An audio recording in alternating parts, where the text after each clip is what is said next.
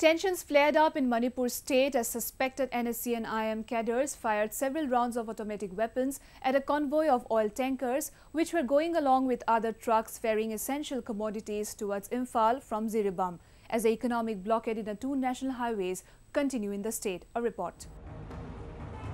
Normal life has been badly hit in Manipur as the ongoing economic blockade imposed by the United Naga Council enters its third month. Prices of essential commodities and fuel has hit rocket high with the two national highways, the lifelines of the landlocked state, blocked.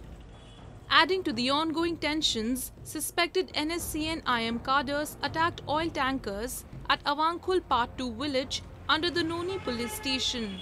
The trucks were travelling under a heavy security cover along with other trucks ferrying essential commodities towards Imphal from Jiribam district. At least 3 oil tankers were damaged and 2 persons injured during the attack. Additional security forces have been rushed and are conducting combing operations in the area. Jiribam से हम लोग आ रहा था ये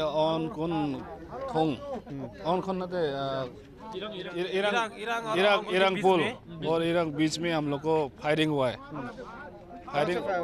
fire हुआ ऊपर से हुआ, लेफ्ट साइड ऊपर से हुआ, पार का ऊपर से फायर हुआ। गाड़ी में कितना लगा, गाड़ी में गोली लगा और टैंकी फूट गया और मेरा आगे वाला 10 चक्का पेट्रोल गाड़ी उसको भी लगा, उसका टायर फूट गया। आदमी तो हम देखा नहीं, बच्चा है ना शौक पर, तो हम देखा नहीं। Due to inadequate fuel availability in the state and high fuel prices, public transporters have hiked their passenger fare above the standard fare, which has caused daily livelihoods immense misery in the state.